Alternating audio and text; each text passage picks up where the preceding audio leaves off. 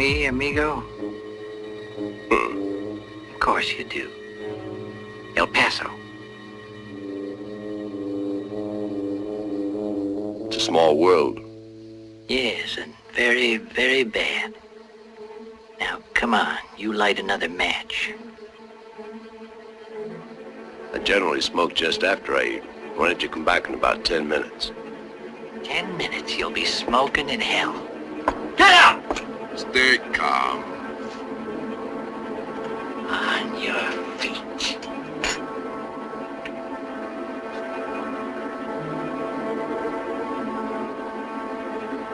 Cuchillo. Count to 3.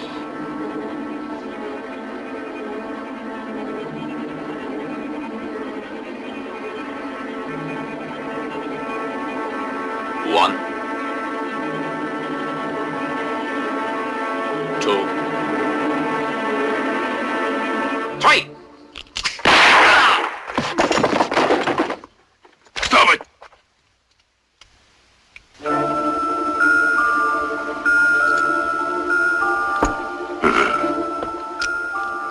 Welcome to Franchise Killer, a podcast where we pick movie franchises or wannabe franchises, review them film by film, and see where things went wrong. All right. Or how does Mortimer sound? He'll just Does he even glare have an at you. accent? He just glares. This is sort of like his original New Jersey accent. Yeah. I'm the host of this podcast, Reese. To my right is... Not the host, David. To my left. Irina. And further off to my left. Noah. And way out yonder, we have... AJ. And today, we are talking about For a Few Dollars More, a film that was made in 1965 and released in the U.S. in 1967. It's directed by Sergio Leone, who also directed the other 2 films in the Dollars trilogy, and the Once Upon a Time trilogy. The movie stars Clint Eastwood, Gian Maria Volante, Lee Van Cleef, and Mario Brega. We have a screenplay by Luciano Vincenzoni, Sergio Leone, and Sergio Donati in a uncredited, but, later credited script role. He acted as a kind of a script doctor, I think. Yeah, he touched it up. Yeah. Anyway, on this podcast, we first go over our thoughts on the film before revisiting it for the episode. Then we dive into the story, break it down bit by bit, and talk about the more significant moments. Then towards the end of the show, we give our brief reviews and numbered scores, along with an analysis on the health of the franchise and whether or not this film hurt it. So guys, had y'all seen For a Few Dollars More? Noah. Nope, never seen it. Just saw it last week. For the episode. Yes. So, no, you had not seen it at all. Not at all. Ever. Ever. Did you even know this Forever. sequel existed before this podcast? No. You knew the good, the bad, and the ugly, and A Fistful of Dollars. I was aware of the names, but I was not aware of their Connection to one another. Yeah, the Dollars trilogy. Yeah. How about you, AJ? Never seen it. Still haven't seen it because I watched $1 Million Baby. Oh, no. Wow. $1 Million Baby. Not even close. You got the dollar part. There are no babies to be found in this movie, though. Well, except for the guy in the beginning. I think he goes by Baby Kavanaugh or whatever. Does he? Yeah. Yeah. That's his outlaw name. Yeah, Red Baby Kavanaugh. I could see why he made this mistake. All right, $1 Million Baby. You can cover that on your own, AJ. I'll devote a little segment to... You can review that, give it a score or something. You can put it in your little system, but that will not be public. Podcast for all the movies that he accidentally watches. I would love if we had just like a random 5-minute review by him at the end, just reviewing. Yeah, joke's on you. I've actually been recording them on my own. No, AJ, I hadn't watched this movie before until now. How about you, Irina? I hadn't seen this movie ever before. I think I talked about that in the previous episode, and this whole franchise, I guess, I'm surprised I haven't seen before, and I'm very disappointed that I hadn't seen it sooner. It's understandable. It's the same. I don't want to say it's an easy one to overlook, but it's one that I feel like everyone has on their back burner. Like, Yeah. I need to get around to watching this Well, someday, also but it never kind of I comes up. literally never heard this title thrown around. Maybe I just wasn't paying attention, but It's strange how it's almost just I don't see it at all in any pop culture. I think it's because it's between two pillars of Western cinema. Yeah. You've got A Fistful of Dollars, which started it all, and you have Good, the Bad, and the Ugly, which just redefined Westerns yet again. Yeah.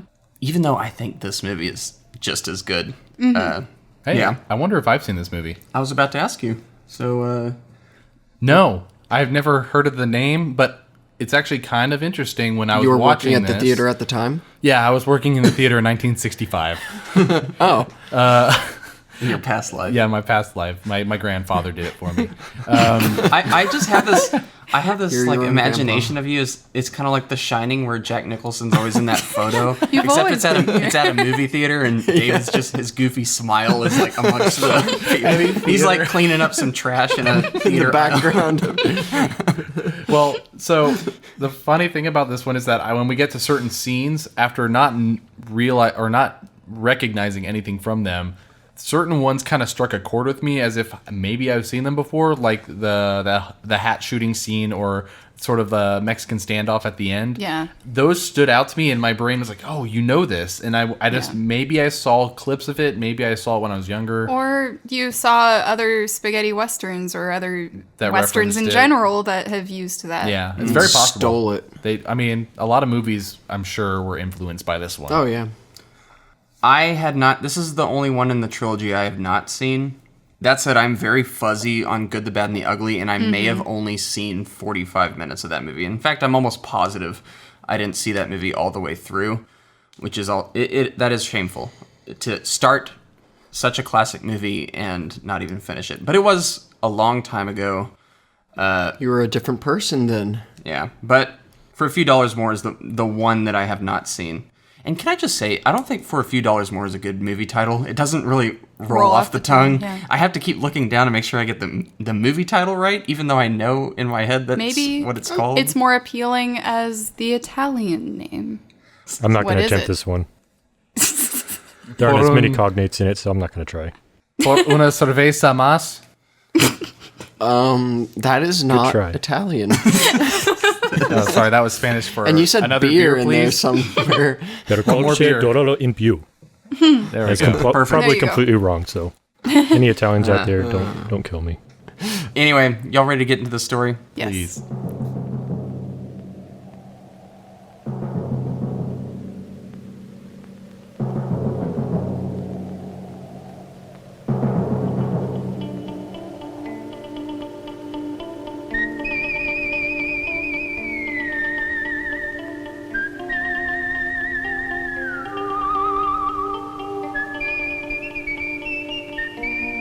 Well, there's such a big reward offered unto you gentlemen that I thought I might just tag along on your next robbery.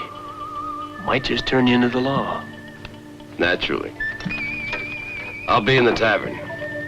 The air around here stinks anyway. Just like the food. But the month will go fast.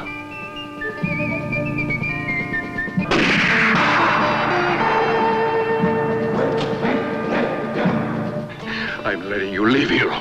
That's so you can tell everybody you've seen what takes place here.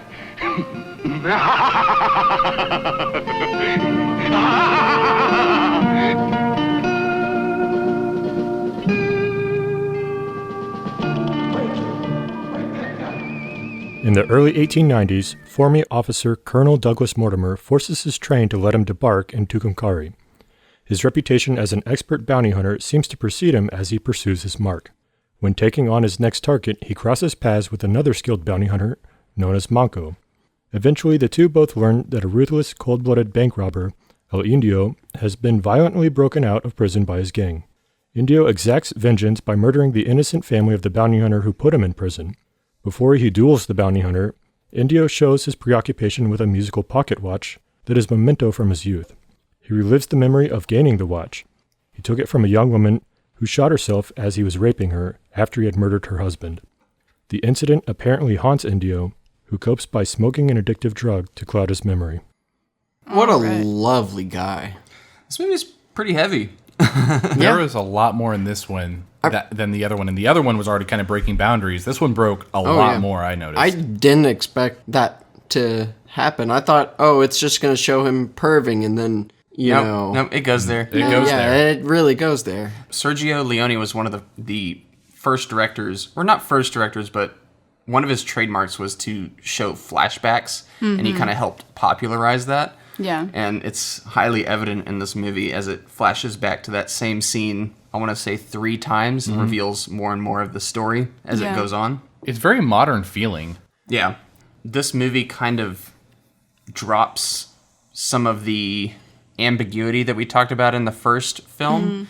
And I don't want to say it's a more traditional Western, but... It's definitely not. Maybe it's because of the increased budget or production, but it does have a more... It feels more accessible than the first movie. Yeah. They're also not on rails of following the, Yojimbo for the first Yeah, one. exactly. It kind of flip-flops between different characters. And I want to make the argument that Mortimer is actually the main character of this movie. Yeah. I would argue Indio is. Kind of. Really? I would argue that Clint Eastwood is. So we have a three-way tie here. I would argue it's a story about all 3 of them. Yeah, that's the thing. And I feel like it, in a weird way, as much as I love Fistful of Dollars, it makes me sad that he had to create a film based on a pre-existing film, because this movie alone proves that he is able to create a compelling story with compelling characters all on his own. Sergio Leone is legendary status for me after this. I mean, I forgot to mention last episode that even The Magnificent Seven was based on Seven Samurai, another Kurosawa movie. Exactly. So. I think it's kind of interesting how just beginning this film, within the first few minutes, you immediately see the bump in budget.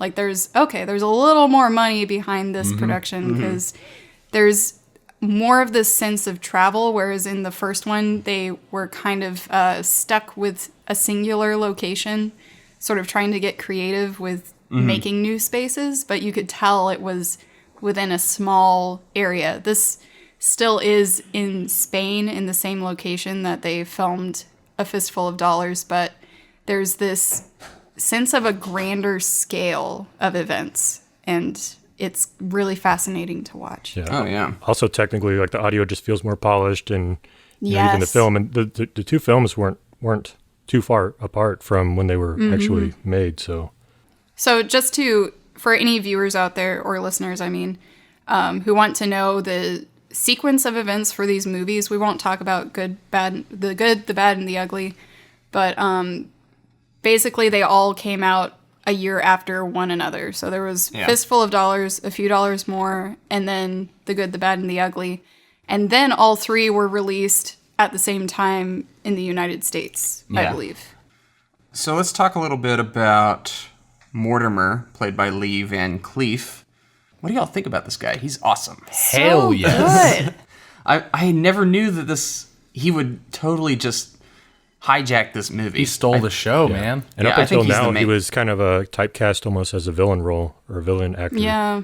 Yeah, and a side villain at that, someone who would just be, easily disposed of in the movie and maybe get like a couple lines. Yeah, that's kind of relaunched his career. He was kind of down and out for a little bit before this, and seeing him in this, you can even see how, because he was kind of typecast as a villain, they were kind of playing into it a little bit, because when they start, I thought he was partially a villain. He does look like a Bond villain. This goes back to the way that Leone presents the first look at a character. And with Clint Eastwood's Joe in Fistful of Dollars, you got somewhat of the same impression. You knew it was your protagonist, but you weren't really sure where he landed on the scheme of morality.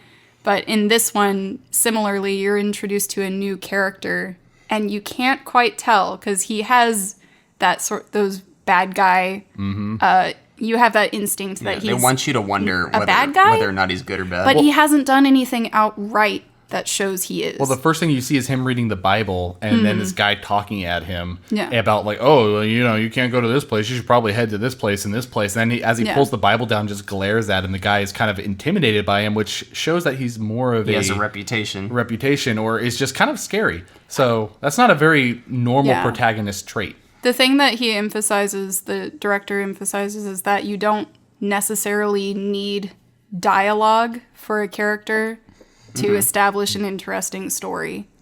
And yes. I really enjoy that fact. It's mostly visual. That's what these first two films have proved. Like, we have very silent protagonists. They do talk, but it's... Yeah. Well, that's kind of what Sergio Leone was aiming for in his movie. I had a quote. I don't have it with me now, but it was something along the lines of, his movies are made to be silent films that he adds audio on top of to add spice almost. Yeah. Like, it's not made to be... He wants it to be identifiable for anybody who can even listen to it. It is kind of a double. It is kind of a double-edged sword with some of that ADR though. The dialogue, you can almost always tell that it's added in post. Yeah. But like AJ said, it's far more polished in this one than it was in the first, which makes it a lot easier to follow. Yeah. Anyway, I just love how they established this new. They call them bounty killers, not bounty hunters in this.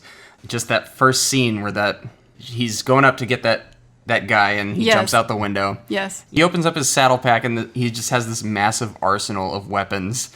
And he just calmly pulls out a rifle and shoots this guy off his horse, just kind of wings him just so he can kind of play with his food for a second. He shot Simple Jack. I was going to bring when that up. When he turns his head around, I'm not going to say anything mean about the actor. But I think it was supposed to just look kind of scummy. He kind of reminded me of the guy from, or Ragetti from Pirates of the Caribbean. Gosh. I was just going to bring up that... Ragetti looks better.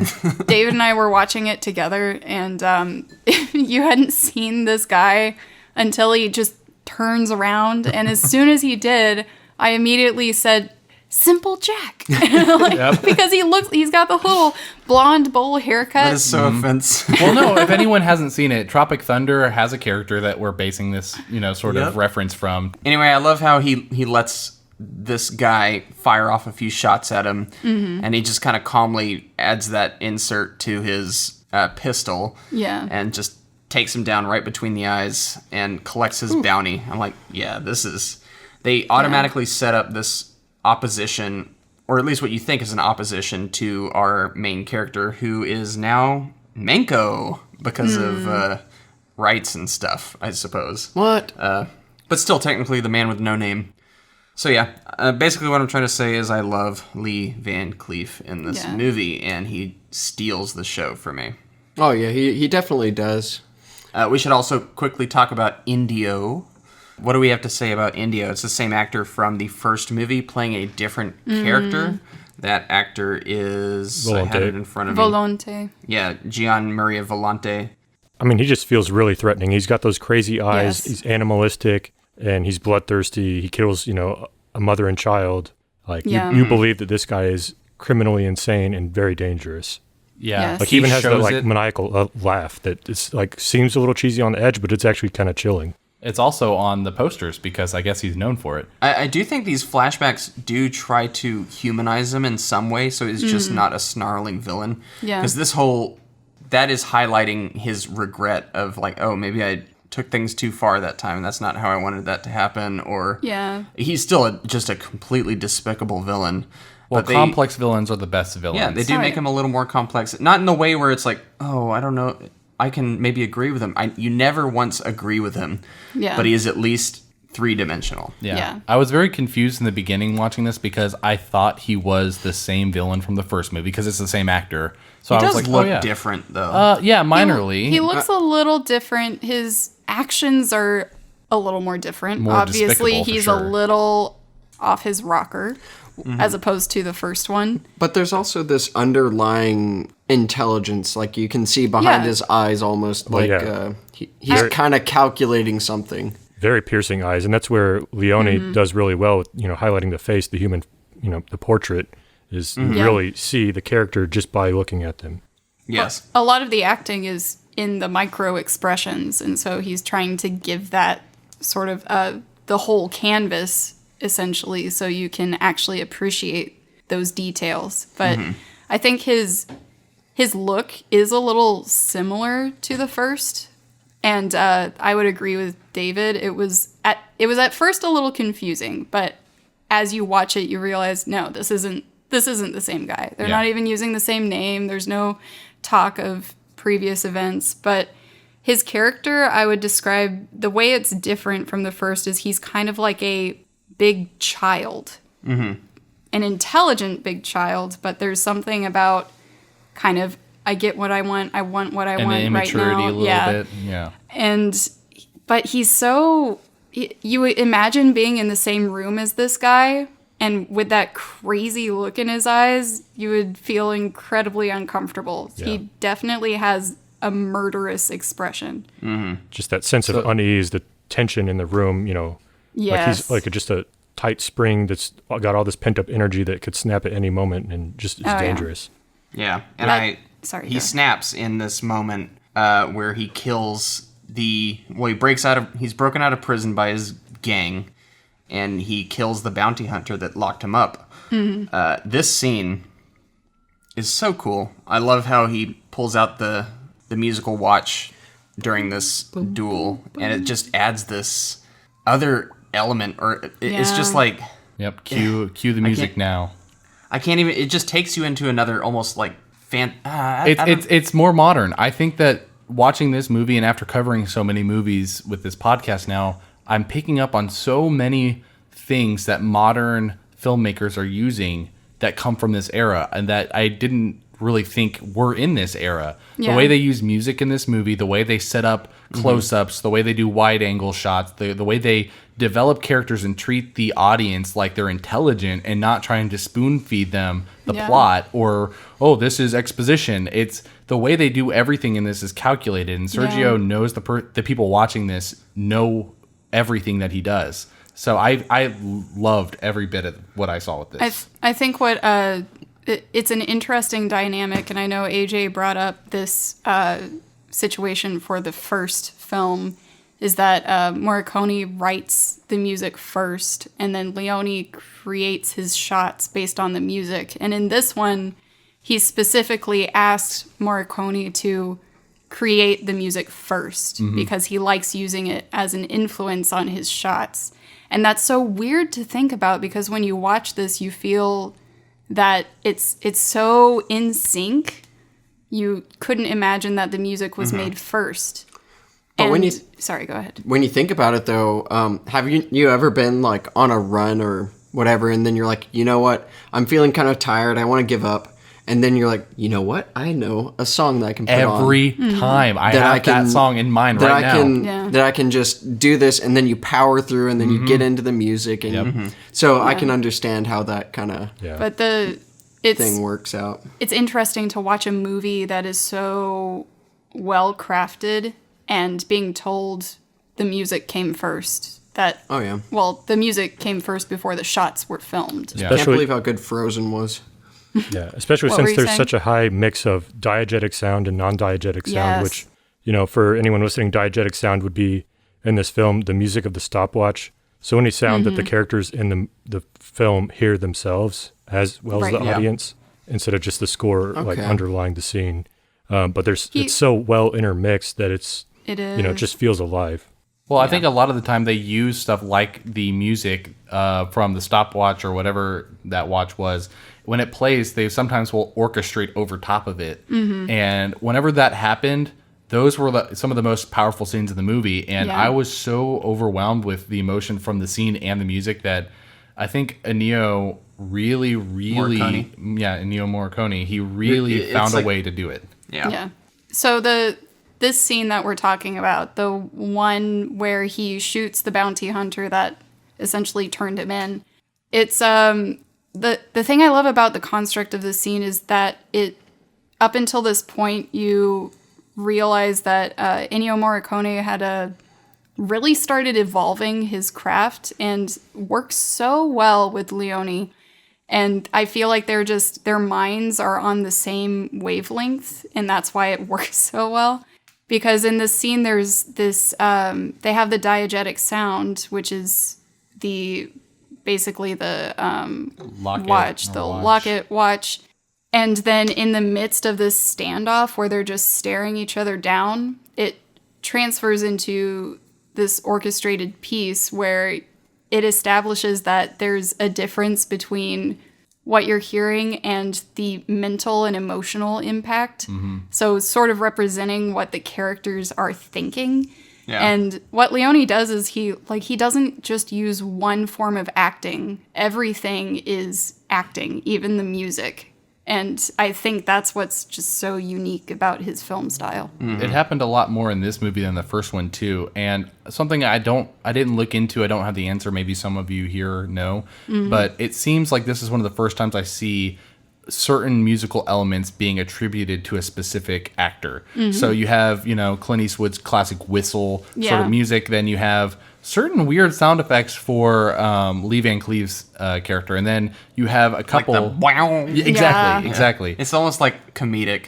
Yeah, and then you have Indio's, which is the music from The Locket, and you also they added this horror music element of this like violent shrill noise in the background, as well as an organ, and an organ, and that's it. They divide it amongst them, and sometimes it's interesting how they use it, but it's always when their character is present, which I don't think was a thing at the time that I know of. I don't have any facts to back that up, but dang it. I'm thinking back on earlier movies, and I can't specifically think of a time when a character had its own theme. Multiple characters had multiple themes. So I'm sure it's. I think that has existed for a while. Yeah, you see it in shows and stuff it's quite a bit. But I agree that this seemingly revolutionized it. It's very much used in ballet and opera and even silent film, I would say, because it had to indicate when there was a change in personality. And when you think of things like Peter and the Wolf, they had specific themes for each character. And that's kind of what he's doing here.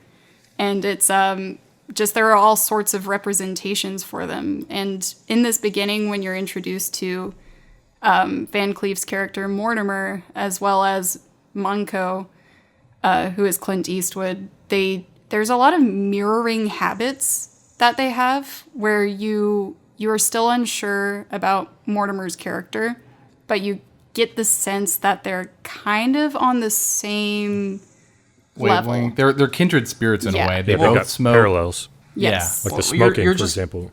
Right. What you learn is they're heading towards the same destination, but what you don't know is whether or not they're going to clash. Yeah. And we do figure that out. Oh, the way they set this up, dang it, we're not there yet, are we? Oh, I really want to talk about it. Let's before we move on, let's quickly talk about Clint Eastwood. Manco. Or Manco. Or, he's got all sorts of names. The man for with no names. name.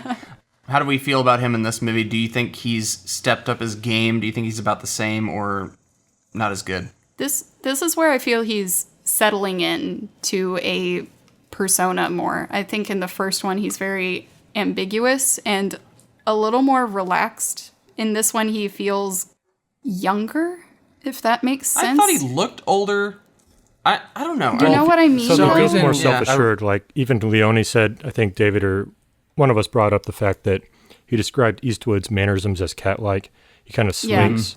This one I didn't notice that as much as that. He's more heavy-footed and more sure, more dominant when he walks into a room. Yes, and he karate chops. Yes. Okay, so this is. I thought that, to be honest, he was a little weaker in this one than the first one. Interesting. Perhaps his acting was still just as good, but as far as the character goes, I liked his character a little better. Well, I think it's because the screen time has been divvied up. It's not just a solo act anymore. And that could be true. Yeah.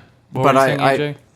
AJ was saying. Well, I was going to talk about his name. Manco means one-handed, or he's got a maimed hand. He pretty much uses one hand tied behind his back because he's preserving his shooting hand for shooting. I think even when he checks into the hotel, he uses his left hand to sign the register. Yeah, I noticed that. Cool. When he fights people, he's only hitting him with his left hand. I thought that was weird. Yeah, he literally conceals his shooting hand. He's got the brace on it, and he conceals it under the poncho until he's actually shooting. Which, if you're thinking about it, is an interesting development for this character, because in the first one, his shooting hand is maimed. So when you think about it, it's almost this protective device used so that it's not vulnerable in any situation. Yeah, it's his moneymaker. And as the titles of the movies, he's all about money, so... Yep. Exactly. His hand is his livelihood, I guess. And also to tie into what Irina was saying about his character compared to the first one, we were discussing this on a walk earlier about how he is almost more rash which is why we think he's almost more of a youngster compared to his first movie. And he's even called Boy in this movie. Do you think they pulled a Temple of Doom where the second movie is before the first? Well, it's actually possible. Well, I don't think that he actually was intending it to be, but the way we framed it, and Irina has a very, very good explanation for how it could be. I don't know. I was convinced on his mannerisms and how it led to him being more of more like Mortimer, I would say, in the first movie. I'd like to hear that, Irina. Oh, it's not like a fully fleshed out theory, but my only reasoning for why he seems kind of framed younger in this is because the intention is more obvious that he's all about money, whereas in the first one, it was about money, but there are so many actions he takes that makes it seem like he is a little more seasoned and able to play people against one another instead of just relying on his own weight and bravado to carry him through a situation, where he is calculated in this for sure. He has a little bit of a chip on his shoulder almost. Mm-hmm. And in the first one, he has this more relaxed attitude where he's motivated by certain things beyond just money. It seemed more like Mortimer, more calculated and less heavy-handed. Again, because this movie was made as kind of trying to cut ties with the first one, character-wise, there really isn't. That's only speculation, like personal theories. Mm-hmm. That's nothing I actually saw it the grounded other way. In fact. Yeah. Yeah, so like in my opinion, the first one where he gets in, the town and he gets himself in the middle of the two feuding families, he's more cavalier, he's less careful and cautious, and he gets in over his head and he gets people hurt and killed, and all in an effort to make money, and like he didn't really think things through. He was just trying to make a quick buck and get out of there, whatever the collateral damage be. And I think even when he's kind of recouping himself, he realizes that he screwed up in the first movie, and this one I feel like he's still kind of got that bravado, but and that machismo, and I think he's just kind of still self-assured in his abilities, and then he meets someone that is better than him or more experienced than him. Yeah, that makes sense too. I see both sides, yeah. All I have to say is I think I agree with Noah ever so slightly, but not because I think he's any worse in this movie. I just think there's less of him in this movie. So I don't get the full Clint Eastwood man with no name effect as I did from the first film, where he's less enigmatic in this movie. Yeah, he's sharing the limelight. I would say that he has just as much presence every single time he is on screen. Yeah. And there are times multiple times in this movie, where I laughed because of some of the setup humor they did that was reminiscent of the beginning of the first, where he's like, oh, my horse didn't like that. Yeah. It also could be because he speaks more in this movie too, I think. He has more, I could be wrong, but I think he has more lines of dialogue in this movie. I wouldn't be surprised. I don't know if that's a factor at all. I think his motives appear more one-dimensional now, and I think that's part of the reason, which isn't a problem, because he sort of, in a way, kind of creates a foil character for the antagonist as well as our new protagonist, I guess, where this guy is sort of the just strictly motivated by money, really kind of a little cocky and one-dimensional in a lot of ways, but not in a bad way. And the other characters are a little more layered. So you kind of see that layering more when they're compared to this standard character. Yeah, Mortimer in particular. Mm-hmm. Yeah. Well, I guess the villain as well. Indio. They're both really complicated characters. Yeah. They really developed all the characters around Clint Eastwood, which is very interesting. Mm-hmm. You want to continue that story, AJ? You got it. Indio plans to rob the Bank of El Paso, which has a disguised safe containing almost $1 million. Manco arrives in the town and becomes aware of Mortimer, who arrived earlier. He witnesses Mortimer deliberately insult the hunchback Wild, who is reconnoitering the bank. Manco confronts Mortimer after the two have studied each other, hoping to intimidate him by displaying his skill with a pistol. However, Mortimer proves up to the challenge and outshoots Manco. They decide to work together as neither intends to back down. Mortimer persuades Manco to join Indio's gang undercover and to get him in between two fires. Manco gains entry to the gang by jailbreaking Indio's friend.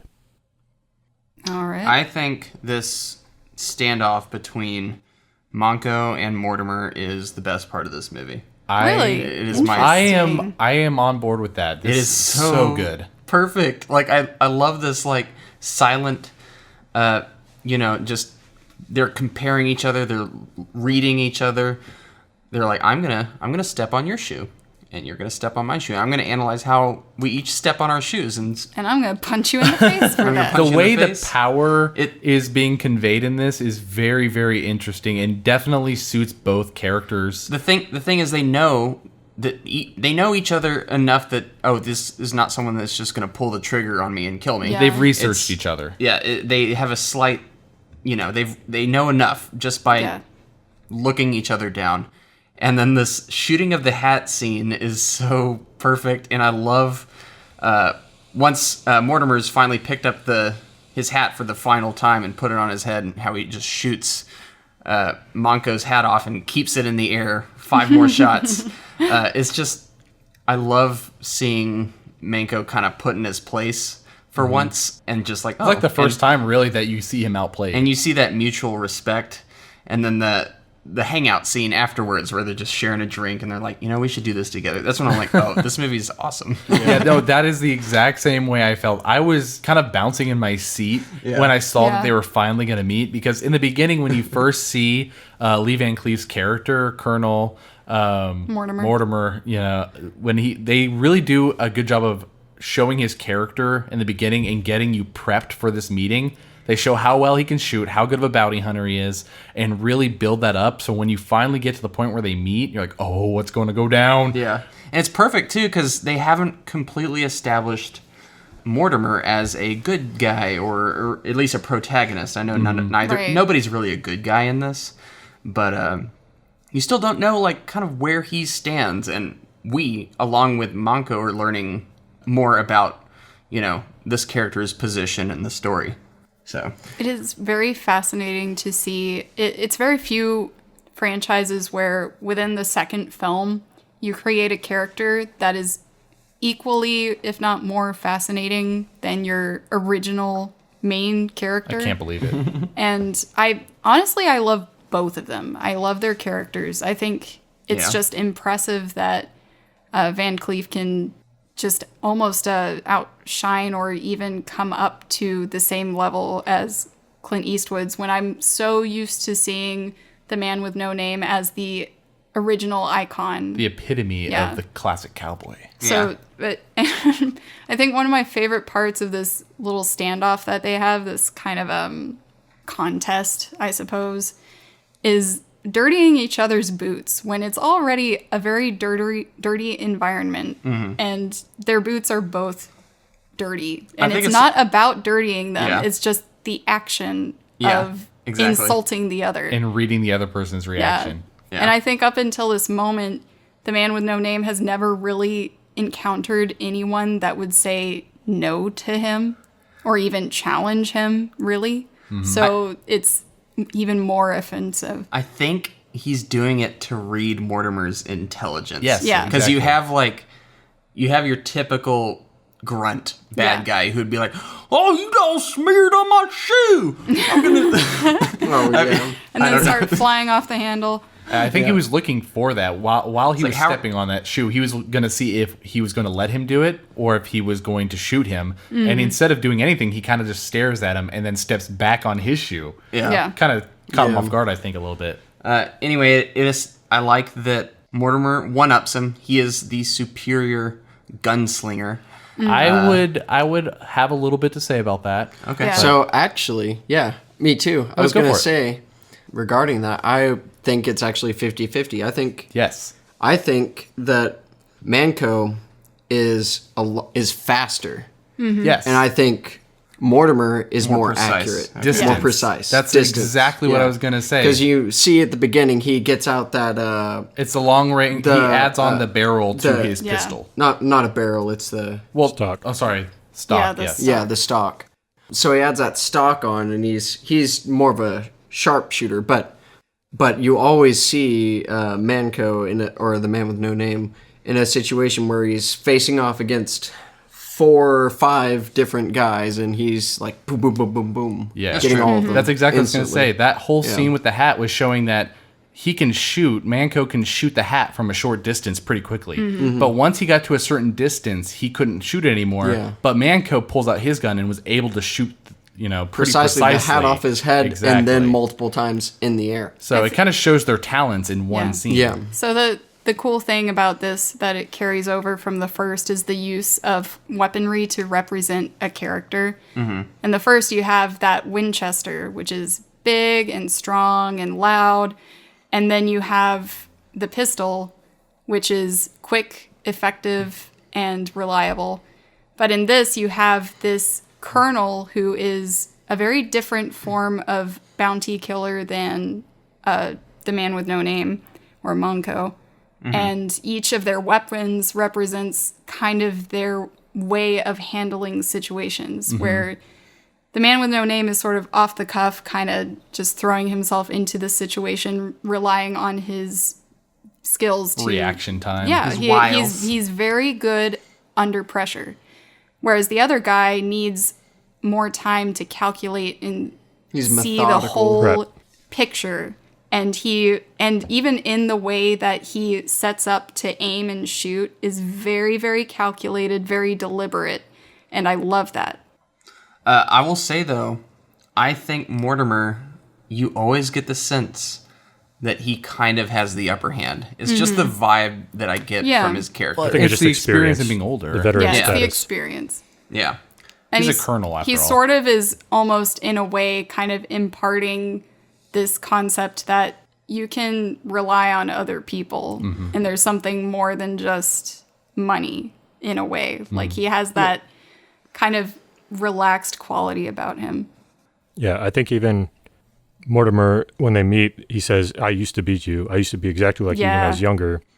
And, he's got the talent. He's developed the patience and the method, really. Yes. And we see that in the recon scene of the bank, the El Paso bank. I really like the style there where we see the gang counting the patrol, and then we see Manco counting the gang, and also Mortimer counting everybody with the spyglass. So it just kind of goes to show that Manco has that natural instinct and natural raw talent, where Van Cleef has more of the talent, but he's got the training and the method. Yes. I agree completely. And I was thinking, and Irina was also thinking, this is one of the few times where we agree with what they say. He does seem like a younger version of Van Cleef. There's, they toss that around in movies all the time. We're like, oh yeah, you remind me of a younger version of myself, and you're like, yeah, okay, I don't believe that. No. In this movie, I 100% believe it. The way they act and handle themselves, and sort of, the fact that they even use similar guns. They both use like a 45 for the most of the movie. One of them has a longer stock or a longer barrel, but there wasn't a whole arsenal of variety in the West. I mean, you had a lot of overlap, people using what was good at the time. Right. So, but there are definite like personal preferences and stuff. Definitely. The 45 was used a lot. I think the scene you had mentioned, the one where they're counting how long it takes for that patrol to go all the way around the building, is an example of things I love that directors do, where they don't insult the audience by having to describe every single thing that they're doing. Because when you see the scene, it's very obvious what they are doing. They're trying to count how long it takes to go around, whereas more movies around this time would probably go to the trouble of having a whole scenario where your leads are talking about, here's the plan, and they give you the whole rundown, which can be effective in certain ways, but also unnecessary and a waste of screen time. Yeah. All right, carry on with the plot. Indio sends Manco and 3 others to rob a smaller bank in nearby Santa Cruz. Manco guns down the 3 bandits and sends a false telegraphic alarm to rouse the El Paso sheriff and his posse, who ride to Santa Cruz. The gang blast the wall at the rear of the El Paso bank and steal the safe, but are unable to open it. Manco meets suspicion when he's the only one to return from Santa Cruz, but Indio accepts Manco's version of events thanks to Mortimer's forethought of giving him a convincing wound. The gang rides the small border town of Agua Caliente, where Mortimer, who anticipated their destination, is waiting. Wild recognizes Mortimer, forcing a showdown that results in the hunchback's death before Mortimer offers his services to Indio to crack open the safe without damaging the money inside. Indio locks the money in a strongbox and says that the loot will be divided after a month of laying low. How do we feel about the whole kind of bank robbery plot and all that? I know that we kind of touched on this in the last one, or as far as reading the plot, we touched on it, where Manco joins Indio's gang by freeing his friend. And, he joins and they ask him why he freed one of his sort of gang members. And he says, I'm just here to collect a reward on all your head. It seemed like a good idea to join your gang. And he said, that's the one thing you could have said that makes me believe you. And it's the way they use humor in this is so subtle and natural. I was so excited to see this scene and how he was going to progress in the gang. You know where that has been reused? Where? Pirates. When Jack Sparrow first tells them what his actual plan is. And they're like, that's not true. Yeah. It's kind of that hiding in plain sight sort of situation where it's more believable that you're not actually if you tell them your exact plot. I wouldn't be surprised if Pirates stole a lot of cues from these movies. I mean, we talked about the diegetic music for Dead Man's Chest. I mean, Dead Man's Chest has this with the music box that Davy Jones has, where he's playing the music box and then it's incorporated into the Hans Zimmer score. Very similar. There's a lot of things that are carried in, passed along through generation to generation in these movies. You can see a lot of modern stuff in this movie. Yeah. I feel like this segment of the film is the only part that maybe drags a little, but not too much. It's just a sequence where it's a little harder to remember what sequence of events happens during it. Yeah, and this movie is longer than the first one by a good bit. Sure. It feels longer. It does feel longer. It feels more fleshed out, though. It earns that length, even though there are times when it, does drag maybe a little bit and the plot becomes slightly muddled. I think that's necessary to establish these three primary characters the way that they do. Yeah, give them each the due that they deserve. This movie, the scope it earns that length. They widen the scope in a way that you should do for a sequel. Yes. And but yeah, you're right. This portion of the film is probably it sags ever so slightly. I wouldn't say it's bad. I'd say everything that happens is necessary, but it's just a little less engaging. Yeah, I would just say kind of generational attitudes can really tint your perception of these movies. Yes. Older movies, they did have that epic scale, or at least the time length where they're establishing the dialogue and really focusing on interaction versus moving plot along really quickly to get you in and out and that kind of thing. So younger audiences probably wouldn't really care for that as much. I definitely don't want to ding it. I actually like when a movie kind of luxuriates and lets you just kind of live in its world. Yeah. I think the first 15 or 20 minutes of this movie does that really well. Like, we don't even come across Manco until, a good 20, 30 minutes in. Yeah, 20, 30 minutes in, and you're just kind of, as I said, luxuriating in this. Yeah. This part of the movie is kind of seemingly developing the gang a little bit more, the villain a little bit more. It shows that portion where it shows their dynamic. He's creeping on the window and they kills. The backstory, that's the flashback. The memory. Yeah, and the flashback. I think it actually, I don't know. For me, this didn't really drag. It was just kind of okay. This is kind of setting up stuff. It's building up some of the characters in a way, and not as much focusing on Mortimer, but more on the problem at hand. Something I will credit to that establishing of the gang is that usually when you watch movies, a lot of the gang members or the bad guys just have that feeling of being treated as strictly extras, which a lot of them are, but you do get a sense that they're not just random people that you picked up off the street and labeled, hey, you're a bad guy. Each one of them has a slightly different edge to them as outlaws. Also, here in this segment, we do see Mortimer flex his veteran abilities more as well. He's playing chess. He's thinking two steps ahead of everybody, where he, gives Manco that wound on his neck to say, hey, you need to be believable if you return to them, alone. So he shoots him and again shows his skill of just grazing his neck. But that just lends an alibi to Manco so he can rejoin the gang without suspicion. And then also we see him anticipate Manco betraying their alliance. And, he said, you should tell them to go north. And then Manco says, no, we should go south. Or I might have that mixed up, but regardless, he tells him the opposite of what Mortimer suggested. Yeah, you had it right. He also anticipates the Indio not trusting Manco, and so he goes, a third direction. And so he ends up at Agua Caliente. And even though he told him to go north, and so it just really shows how veteran he is, and he kind of anticipates this is in his first rodeo and all this stuff.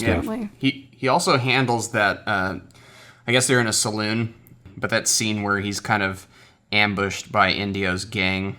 He gets into the gang in a pretty convincing way, where he convinces them that, I'm the only one that can get the money out without destroying half of your loot. You're going to need me. He manages to talk his way out of that situation in a convincing way, and you just believed, like, oh, this is not his first rodeo. Expert status. Yeah, he's calm, and he when he's confronted, he's, level under pressure, and whenever Wilde recognizes him, he's like just handles it in stride.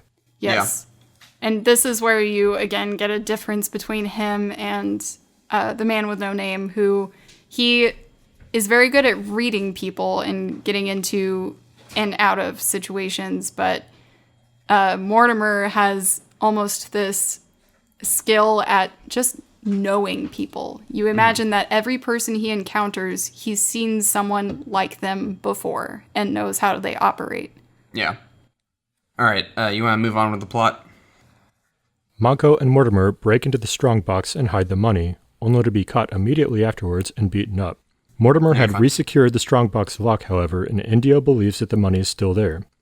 Later that night, Indio has his Lieutenant Nino kill the guard stationed to guard Manco and Mortimer with a knife belonging to Cuchillo. Once Nino has freed the prisoners, Indio reveals that he knew they were bounty hunters and executes Cuchillo to make it appear he betrayed the gang, while sending his men after Manco and Mortimer in hopes that they would all kill each other so that he can split the money just between Nino and himself. But Groggy realizes the scheme and forces Indio to open the strongbox after killing Nino, only for the two to find it was empty.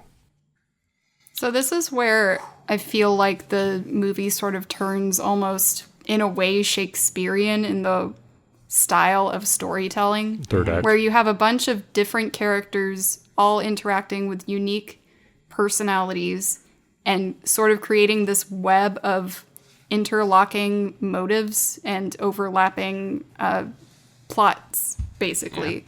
And I think that that's something that isn't typically used. I feel like they try to oversimplify films in general, as we're just sticking to one plot, maybe a few characters, but they're all kind of going in the same direction. But in a movie like this, you have different characters who, if they're real people, naturally have different plots going on, and the story we're seeing is just the way they overlap and how it all turns out.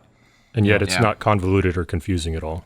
Right. It's so well choreographed. In certain ways, they try to hide certain things, like whenever Nino is kind of freeing Manco, and you're wondering, why is this happening? And then he gets out, and then they kind of like try to escape. And then you see Nino meet up with Indio, and it's like, oh, yes, just part of the plan. I knew he was a bad guy. A bounty hunter from the very beginning. And you're like, whoa, okay. So it revealed to me more than I knew at the time, which is he is more intelligent than he let on. He was insane. Game. Oh, yeah. But he knows what he's doing. Yeah. He knows what he's doing, but he's a little unhinged, so. So what do we think about the Mortimer and Manco trying to get away with the safe and only to be caught and beat up by the gang? I thought this was going to be a big knockdown, drag-out fight like the first movie, where, Manco, or in that movie, Joe, got seriously roughed up. But in this case, it was like, minor tussle. Tie him up, no big deal.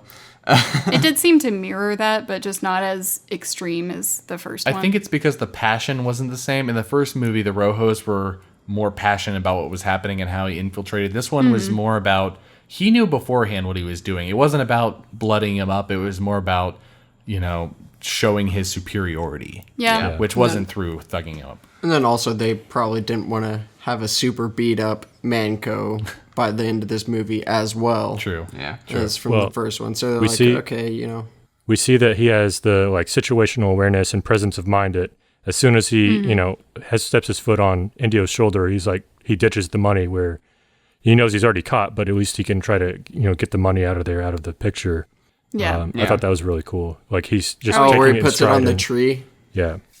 Yeah. I'm noticing a trend between at least the first two movies where the main character or the villain will just have this kind of grand idea where they can just get away with everything.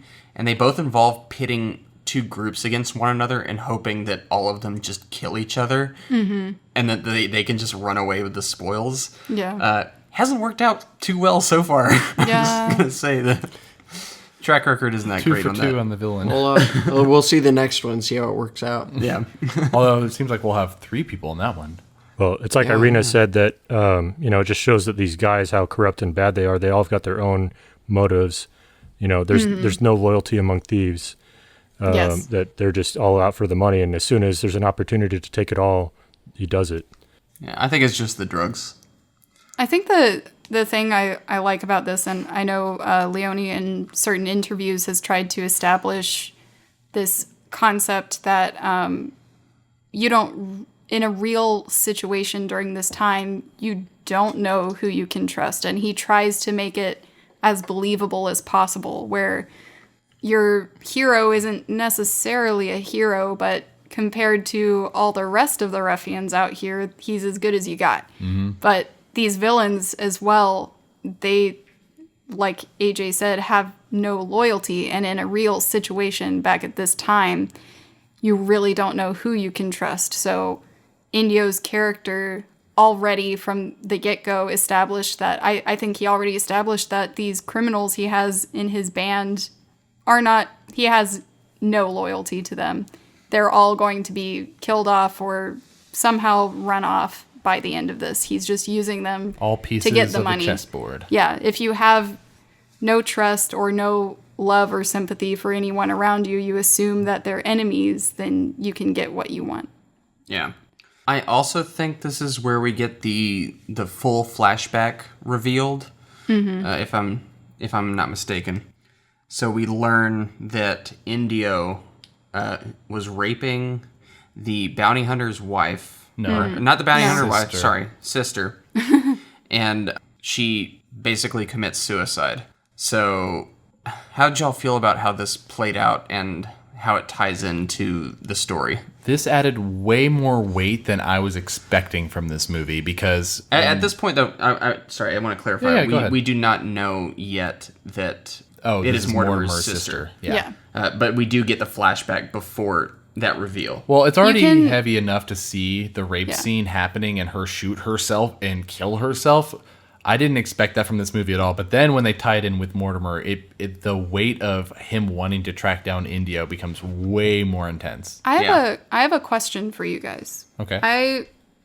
In this scene, it's never exactly described what she was trying to do.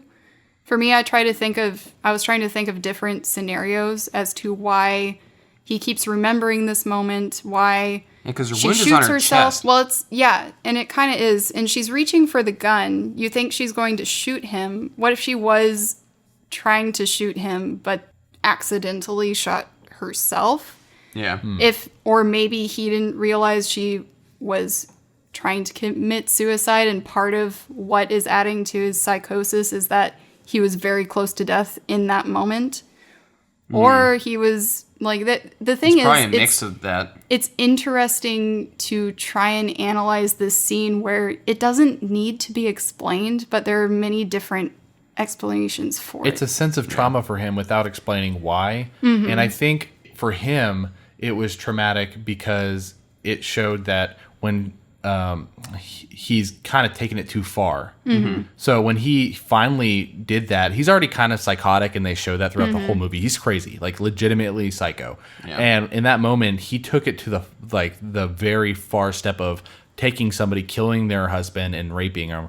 And when she kills herself, I think that for him made him think, oh wow, I just took this a step too far. I tried to rape somebody and they killed themselves. That's not what I'm about. But that's the way I saw it. I think it's so that they can link this traumatic event more closely to Mortimer in the end, where it's like it feels more personal, that revenge in the end, knowing that Indio, this moment was even traumatic for our villain, who's a despicable character. He realizes that, oh, this is, for me, even a step too far or past where I wanted this to go.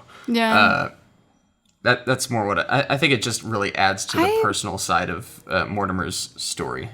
I think, to me, he's a little more animalistic than that. I don't know if it's him necessarily feeling remorse, empathy for her character. Maybe he is battling that, but he's a character that's just so far gone and so cavalier about people dying that I think it's something more about, if you look into the psychology of rape, there's different kinds where it's a vendetta against women in general. Then there are others where it's just coveting of a person. A power move. The other is a power move over the husband or the significant other. And in this situation, it seems more like coveting in my mind. Where, unless this is the first time that Indio, he might have been a peeping Tom up until that moment, and he decided that, and this is the story of many serial killers. They start off as peeping Toms, and then they graduate to breaking in and raping and killing. We don't know Indio's true origin story. Who knows? This could have been like the first moment he decided to make that decision to go in on there, and it just went sideways. And now he's in the life that he is. He's trying to forget all of his memories by being on these hallucinogenic drugs. I guess it's marijuana. It's not hallucinogenic. No. Yeah, well, it kind of, they make it seem hallucinogenic. They do a little bit. I think it's a mixture of his craziness mixed with him smoking to sort of chill himself out. Yeah, but you get the sense that he's doing that to suppress those memories. Yeah. Or at least to kind of like... But I think in a weird way, the way I interpret it is that he covets her, or the desire of love or affection in some way. He forces himself on her, and you can assume this couple is like, it seems like a wedding night type scenario. And so her final act is killing herself while he's raping her, or trying to, maybe get love in some way, the only way he can. So that someone would kill themselves in that act is almost a denial of love for him, like he didn't get what he wanted. It was ruined kind of by her action.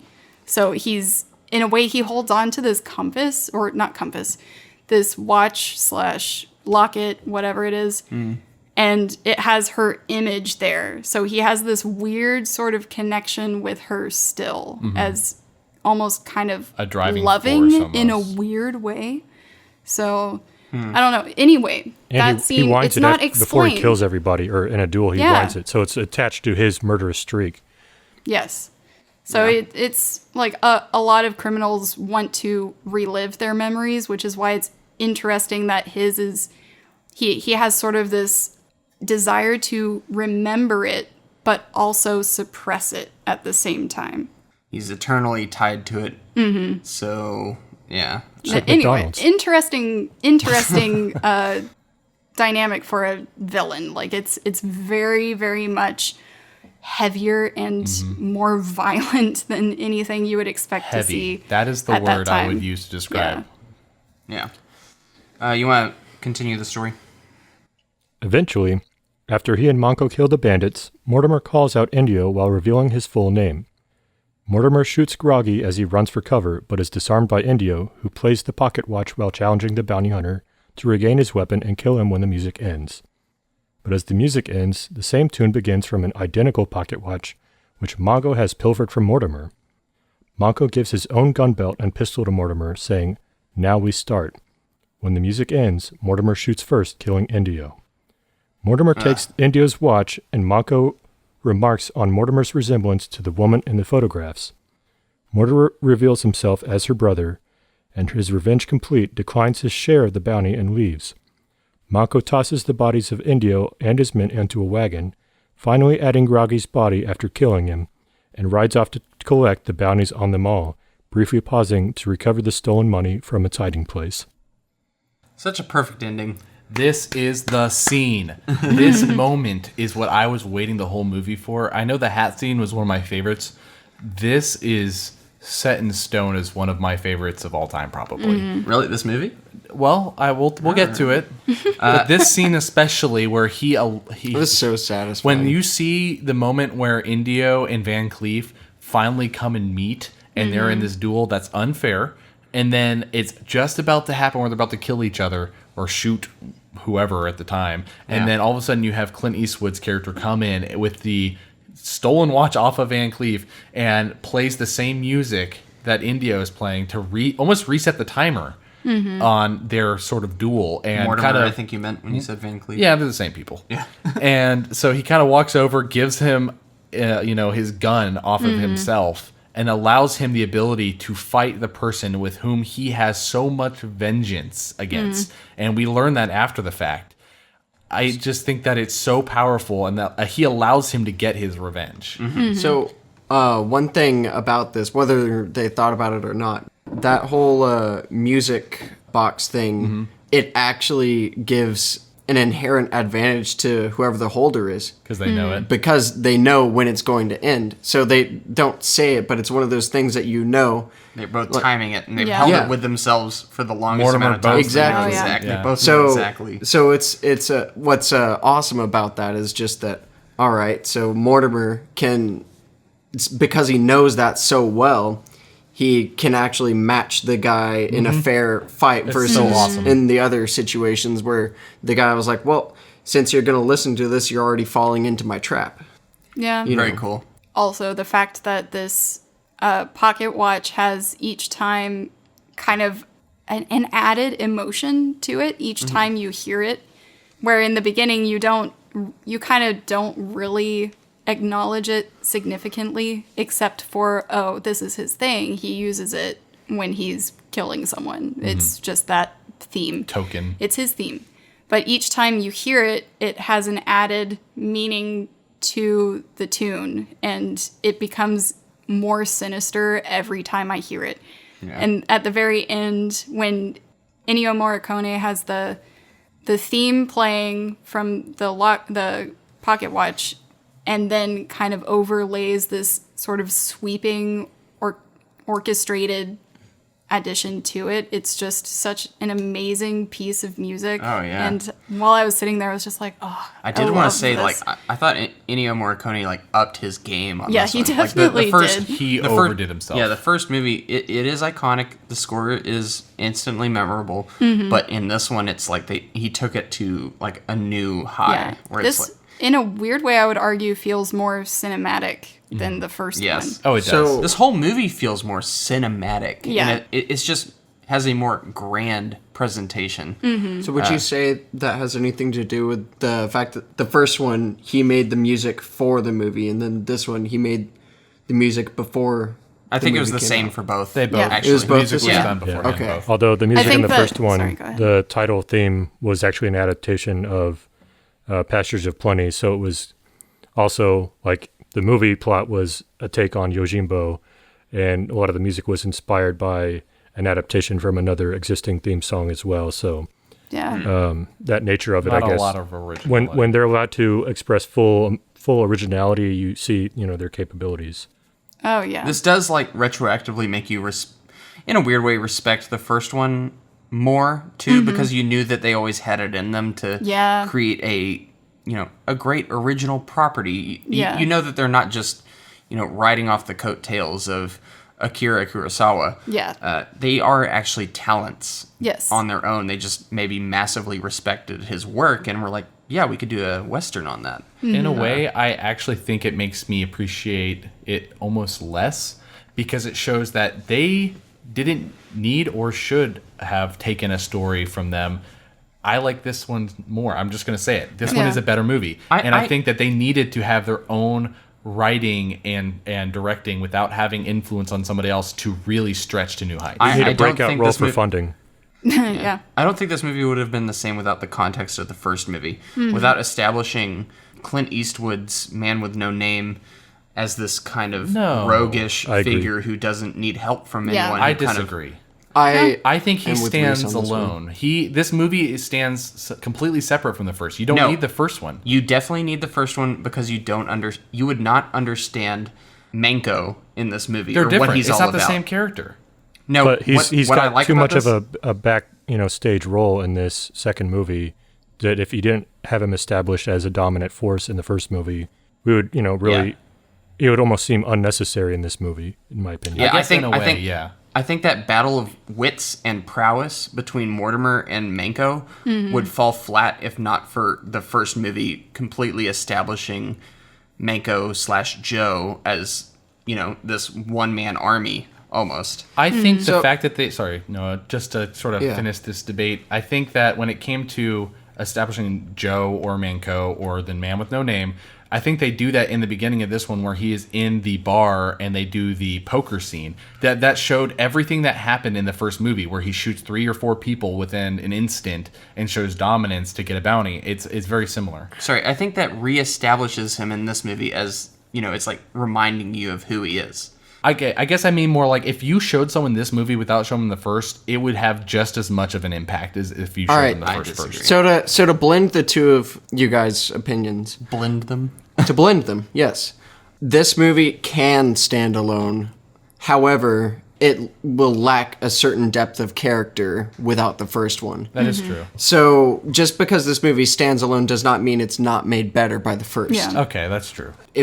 I would hate to see that lost if that just didn't exist and we only had the second one. I'm happy it exists. I'm just saying I think that this could stand alone, and I think it just shows that the director has ability to make a movie without influence of another. It certainly does, but think about it this way.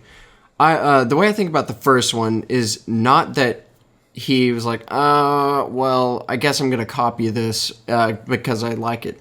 It's more like he probably revered that movie and was like, wow, okay, how can I make something like this into this and pay homage to it and make a good story out of that because he respected it so much. Yeah. It's and not I think he did.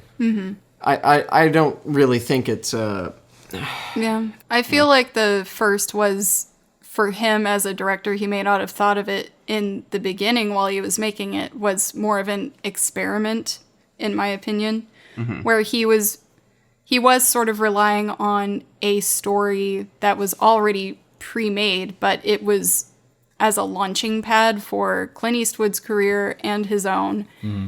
And he did experiment with some of his own artistic license in certain ways, while a lot of it was taken directly from the story.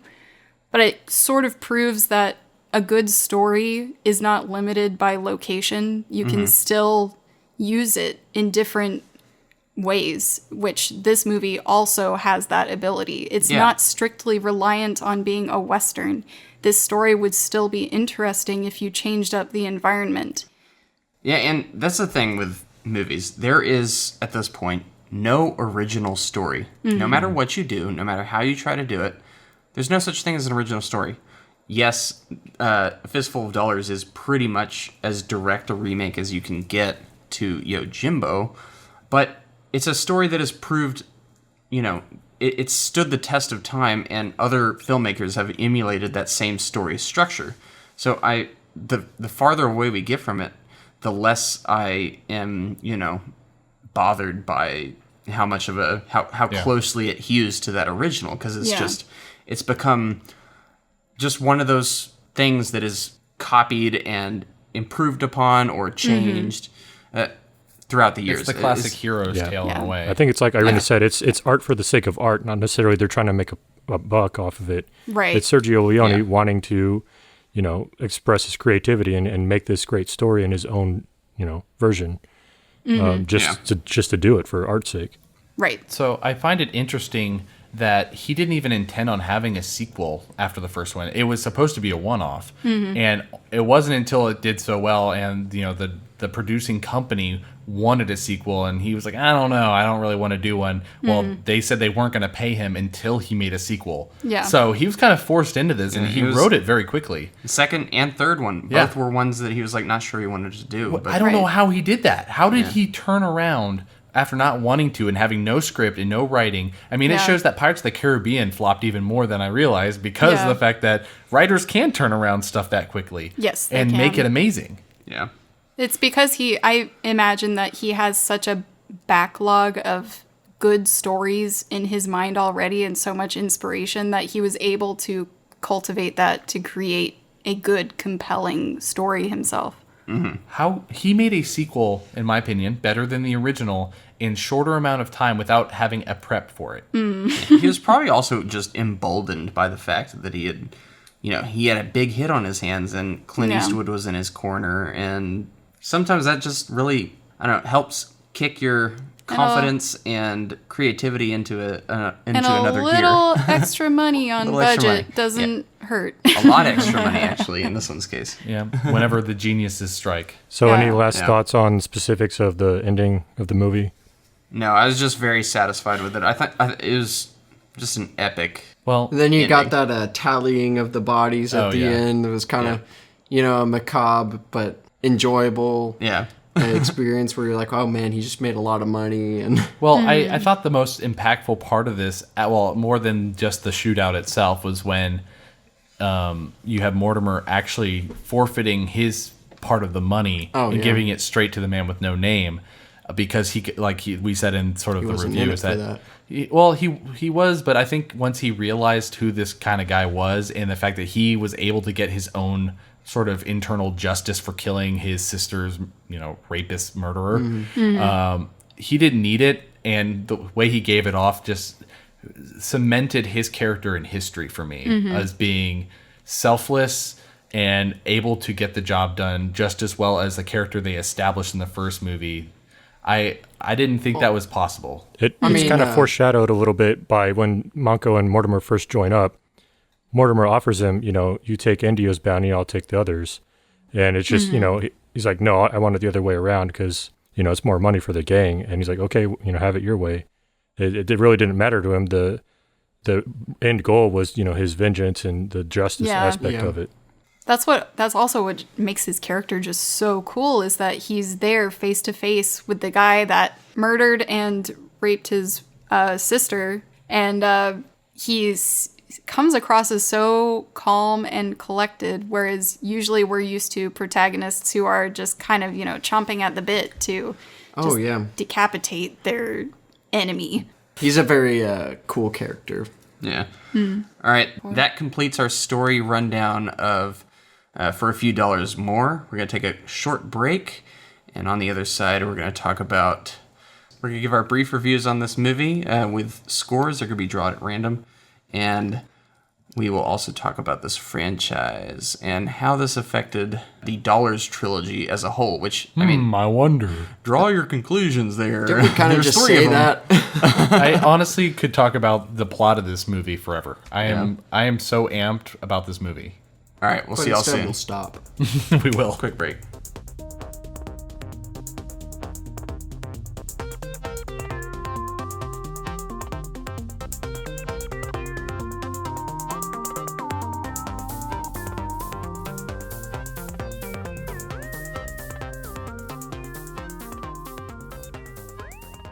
Welcome back. We're here to give our brief reviews of For a Few Dollars More, and then talk about this franchise and how For a Few Dollars More affected it. I'm going to guess positively, because the most iconic movie in the franchise is The Good, the Bad, and the Ugly, the third film in this franchise, but, we'll get to that whenever. Actually, we're not covering that movie, I thought. Yeah. Well, maybe not you. You have another movie you'll probably cover, AJ. Yeah, you'll good, the bad, the Wild ugly. Wild West, probably. Don't forget. Wild Wild West. Yeah. Somebody has to. Okay. David, you have our scores in a little bowl. I do. Do you want to draw our first review here? First review. Let's see who it is. We have a Reese with a 9.0. Me first again. Cool.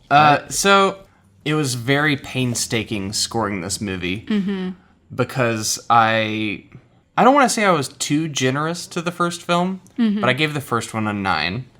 I even still stand by that though. I think the first one really, made strides in the Western genre and redefined Westerns in a very important way, and it is iconic, but this new one really branches out in a cool way, and I feel like it is, overall, when you really, crunch the numbers, it is a better movie than the first one.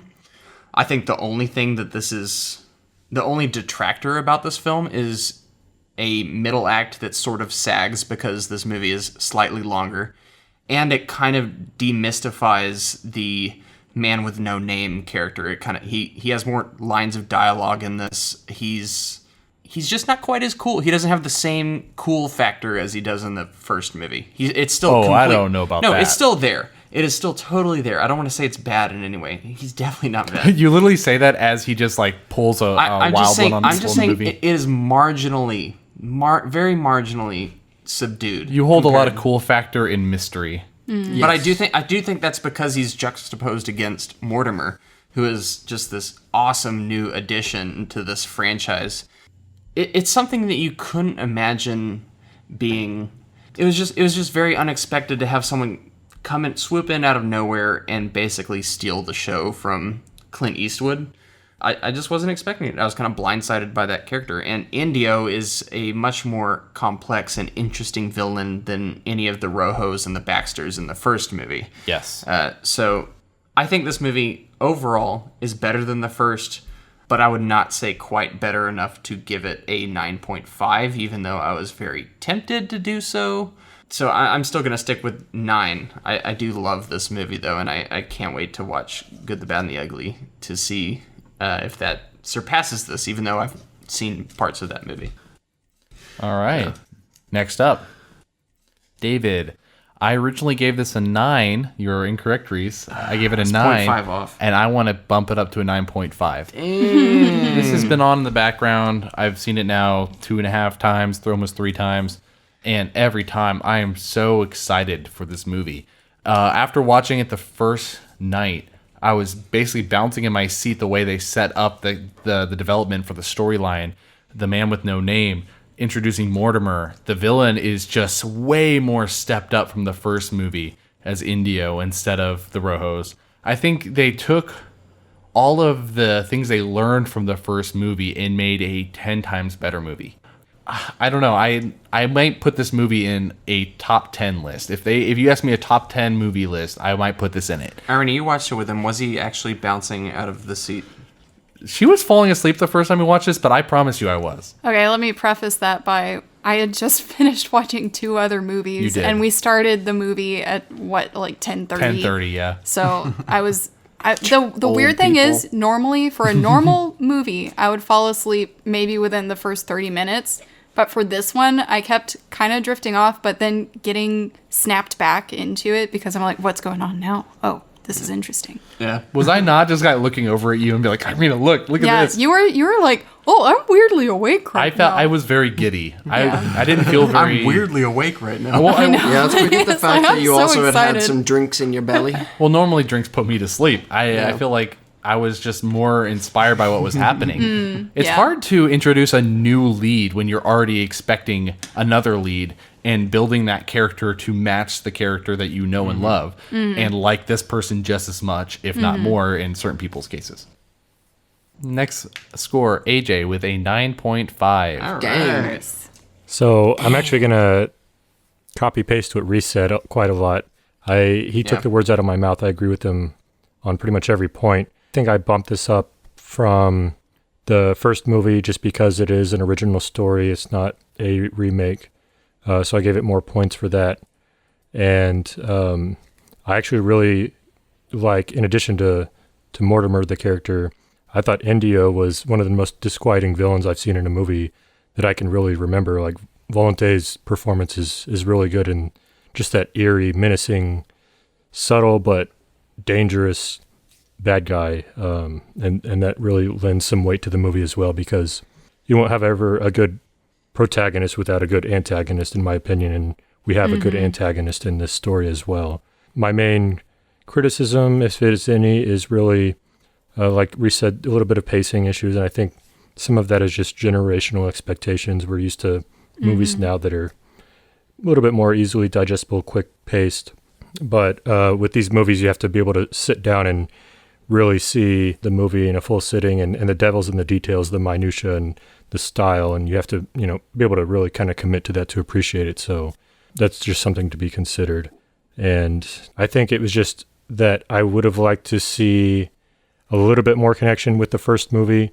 I know that Leone didn't really intend a trilogy. They were kind of they're loosely a trilogy because they're technically different characters, but also the same archetype, the man with no name. But it would have been really cool in hindsight to see that this had a kind of a more direct growth arc for this character. So, yeah. I mean, it's an excellent movie. Awesome. All right. Next one. Next up. And Noah with a 9.5. There you go. So, yeah. I rated this the same as I rated the last one, and that's because I think it is an excellent movie. One of the reasons why I believe they're on par is just because I really, really enjoyed the guy with no name's character in the first one. I still quite enjoy him. No name. The dude with no name. With no name. The dude. The dude. Did I say the guy with no name? The Chad with no name. The Chad with no name. Oh, wait. Don't tell him that. Sorry. The man with no name. And the thing I really liked about him in the first one is that he's a really cunning character, pitting people against each other. And while he's still cunning in this one, it's a little more subdued, and I kind of enjoyed the flow of the first one, just the way the whole movie began and ended. It was kind of a more old school style, even though it took a lot of stuff from another movie. I, regardless, really enjoyed it. And then you come over to this one, and you can see that the movie overall is a lot more developed. The budget is better. The music is amazing. You really, really like both of the other components that they added as characters to, as David likes to say, bounce around and juggle. Mm-hmm. It's a thing. It is a thing. Yeah, but it creates a really good dynamic, a lot of depth of story and character, and I really enjoy the kind of right off into the sunset ending it kind of had. So, 9.5. Yeah. I really, really liked it. A great score. Next up, and last but not least, Irina with a 9.5. Let's go! All right, so, I mean, basically all of you have pretty much said it. The reason it's a 9.5 is because, again, it's a near perfect film, and I even have trouble kind of pinpointing what about it isn't quite there yet, because it is so well choreographed and well written, and in such a short amount of time too, which is really impressive. I love that this sort of proves to those that may have criticized A Fistful of Dollars for basically copywriting that no, this director actually knows his stuff, and he's able to compose a work uniquely his own and be successful at it. So I love the incorporation of these characters. I love their background without you really having to know too much about it. I think my only issue is that I wanted to see a little more of our villain, just some more examples of his insanity. I love his performance, and he's very theatrical in a certain way, but he kind of pulls his punches at moments with the protagonists. Yeah. And I would have loved to see just a little more pushed. Go full Joker or something. Yeah. Yeah. And I do enjoy his sort of conflicting emotions here. But, and again, the whole lagging sort of in the middle, which wasn't really a huge issue. Just, I feel like there's so much here that I feel I have yet to see his perfected art form. And that's why I'm holding back on a full 10. So. All right. Awesome. Do you mind if I just say real quick, though, regarding these movies as a whole? I've never been the kind of person that really likes Western movies. I agree. I'm the same. Yeah, I see one and I'm like, oh, that was a funny reskin of what they've done before and all the others. Mm-hmm. Yeah. But after watching this one, I was like, whoa. Yeah. This is actually really good. Both of these just kind of blew me away with. And you still have the good, the bad, and the ugly. Yeah. and I still have one more. So I just wanted to get that out there. I mirror your sentiments, and it reestablished Western as a genre that I previously did not think I could visit without thinking about visiting my grandparents or just being an old sort of hat. And I actually want to go and watch all these old Westerns now, which I never thought I would want to do. And also, me, cowboys are not always dumb. For me, I love the idea of a good Western. Yeah. Mm-hmm. But I don't actively seek them out. Yeah. Which is weird. But I like I don't ever want the Western to die. Yeah. But this is one of those movies where we haven't had a modern day Western apart from maybe True Grit, Cowboys, which and is aliens. a remake.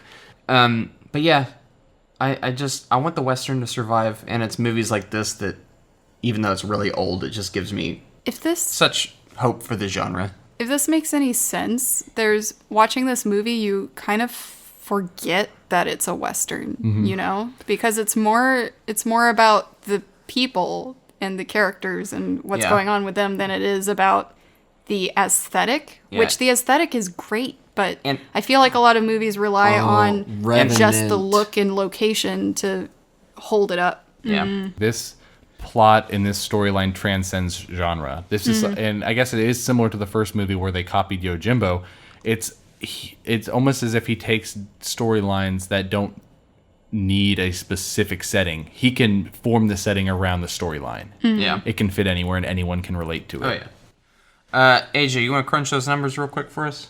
So our group average is a 9.4, which ties it with Pirates of the Caribbean: Curse of the Black Pearl for fourth and fifth place. Above that, we also have a tie, Master and Commander: Far Side of the World and Blade Runner at 9.5.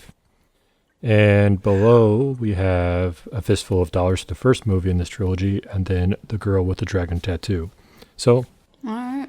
I think that's fair. Wait, Fistful of Dollars is above this one? no. It's below. It's below. Oh, sorry. So I Fistful of misunderstood. Dollars and then Girl with the Dragon Tattoo. Yeah, Fistful of Dollars was like Okay. 8.9. Okay, I was going to say. Yeah. Yeah. So I thought I dragged that one down enough. Okay, let's get into critics. Let's talk about the franchise aspect of this.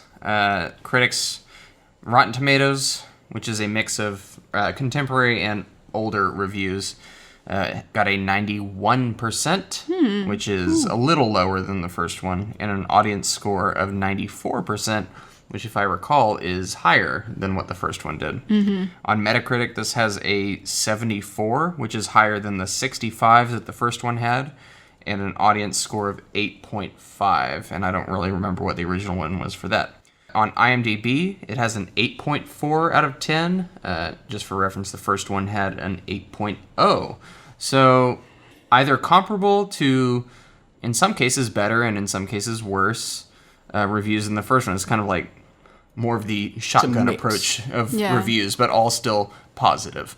Yeah, this movie is constantly kind of regarded as the weaker of the three. Really? But it's never in the way where it's like, oh, that's the bad one. Yeah. It's more just like, oh yeah, it's the middle one. It's overshadowed. If I'm to speculate anything here, I think one of the issues I had too was that when I watched it, I was at first a little confused because I tried to go into these without looking up too much just to get kind of a raw reaction for it. And it's a little confusing because his character is dressed exactly the same as Joe, but it's sort of established that he's separate, but you still can kind of carry over the same person. Yet the other characters that you recognize from the previous film are not playing that character or any representation of them. So it's at first a little jarring, which I could imagine affected the way people watched it in some ways. So this might have partially something to do with Jolly Film. It was a studio that, or a production company that funded the first movie. And since then, Sergio Leone kind of split from them. I don't know the specifics of how this went down, but he couldn't take the name of Joe from the first character, but he kind of wanted a spiritual successor to that who is actually kind of the same, or just the exact same character, just under a different moniker, but doesn't quite carry on the story of the first film. So that might have something to do with it. It might have kind of been a rights thing. Yeah, that's why this is almost like a hybrid franchise, because it wasn't really intended to as a trilogy, but it kind of is in a lot of senses, but you do have those distinctions. Right. Yeah. I think it worked out in its benefit, though, because this is kind of a franchise blueprint that other films have covered. I mean, you have, I'm going to shout out Mad Max again, but Mad Max, even Indiana Jones, James Bond does this. Even though James Bond started before Mad Max, you just kind of have all these stories that aren't connected really in any way until you get to the Daniel Craig ones, which are, there is kind of a through line there.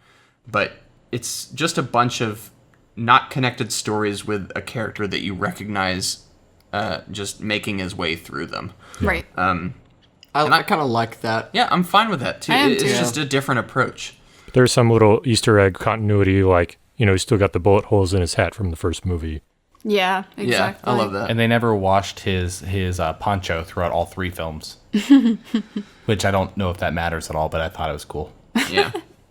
Overall, I'm really happy that this movie, people didn't sleep on it. It still got really good reviews. Yeah. Back in the day, though, it was less well received, but has since really made up a lot of... Probably because of the scandal. That was mostly because of content, I think. The critics were still not very happy. Yeah, but it's really made up a lot of ground with audiences and critics, and it has caught up with the other two, even though it's still kind of the dark horse of the franchise. All right, let's talk about box office. Nice. So when we do predict the box office for this, it is with inflation factored in. I'll still tell you the original costs, and I'll then tell you how much it actually cost. So back in the day, this movie cost, and that was 1965, this movie cost $600,000, which in today's dollars is just under $5 million. Still really cheap. Oh, yeah. Yeah, still really cheap considering what's on the screen. Like, if you think the first John Wick movie cost, I think, $10 million or $15 million or something like that, and that was considered kind of a stripped, low-budget movie of today that kind of took off. So, yeah. What do y'all think this movie did? Wait, you didn't give us the... Oh, wait. You I said gave out the budget. I said $5 million. $5 million, yeah. Yep. What do y'all think this movie did? And this is inflated. So I'm going to go 20 times that. Oh, also, I do want to say, million. Before I kind of go into it, it was kind of hard to find the foreign numbers for this movie, because everywhere I looked, it was like, it got a certain number of admissions in Italy, and a certain number of pesetas in Spain, which is a different currency, but it would never translate it to something else. So I'm going to go with just the domestic total on this movie. Ooh, okay. Which holds the most weight, I'm sure. Yes. I'm going to keep to my number still. He said 100. 100,000. 100 million? Million, yeah. Arena? Let's do 105. I'm going to do a whopping 150. 150? Whopping. 110. AJ? 110? And now these kind of released, I think we mentioned a little bit earlier that these released pretty much the same time in the U.S. The first and the Yes. second movie. Well, Crap. Yeah. The second one was actually in 67, and the first, and it released in Italy in 65 and the US 67. Mm-hmm. So, AJ, your prediction was the closest. Crap. The what movie, was it? and this is according to Box Office Mojo and Wikipedia. The movie made $15 million in the U.S., but that translates to $124 million in U.S. dollars today. Doesn't that make David the queen? No. Or who? I thought someone said 120. No, someone said 150. He said 150. AJ said close, but AJ got it. 110. Gotcha. Yeah. So yeah. So a few dollars more. AJ. Dang it! No. Yeah, massive success. When you compare it to the first, it outgrossed the first. The first had 115 million worldwide. So and I could be completely wrong on this because the numbers are wonky and inflation's weird, and I don't have all the international numbers. But from just a U.S. perspective, it outdid the first movie, and on multiple sources, it said it outgrossed its predecessor and was a massive hit, and was Italy's biggest grosser for a good number of years. So it was basically no question that a third one would be made so long as everyone was on board. Sergio Leone, again, wasn't sure if he wanted to return to this. I believe you had a little anecdote for that, though, with how they were holding back his... Oh, we talked about that already. Yeah, how Sergio Leone... Or you mean about Clint Eastwood's character? No, about Sergio Leone. I think Jolly Film wasn't going to pay him. We brought that up already. Yeah, unless he did another film. Yeah. So that they ultimately twisted his arm into doing it, which seems so weird. Yeah, it's usually not that. It doesn't usually. It's like the go that opposite way around. Yeah. So he just kind of felt, which is okay. I'm glad he made Good, the Bad, and the Ugly, even though it's been a long time since I've seen it. But could you imagine, like, him just turning away from the franchise and All right, I'm not done. making or passing it on. Yeah, not making that iconic Western. Yeah. That'd be so sad, seeing as I still haven't seen it yet. Yeah, not only that, but I don't know if Ennio Morricone would have been as prolific as he was then. Oh yeah. Yeah. Yeah, the third one's the one that does the classic, the real classic theme. Yeah. Just let me enjoy it. Yeah. Guys. So for a few dollars more, secured this franchise another sequel. Yeah, baby. And guess what? Next week we are talking about The Good, the Bad, and the Ugly. I'm Which very one am excited I? to talk about. You're the ugly. All of them? I knew it. Yeah, I'm very excited to talk about that movie. It's been a long time since I saw it for 45 minutes way back when, so I can't wait to revisit it with more or less fresh eyes. Anyway, you can find our podcast on all streaming apps. We also have an Instagram account that is manned by David. Yours truly. Yeah, we also have certain selected tracks from all of these scores up on YouTube and Spotify. You can find just by typing in the name of the podcast. Courtesy of AJ. And title. Courtesy of AJ. Yes. I'm excited for the additions on this one. I'm going to be listening to the soundtrack a lot. The whole soundtrack. Yeah. Oh, yeah.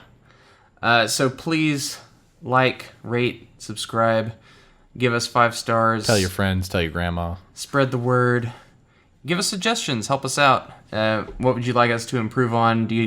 Are there any movies you would want us to cover? We're always open to, We've had some people reach out already, so if you're interested in a franchise, let us know. Yeah. David will send you a signed autographed copy of his face. Ooh. Yeah.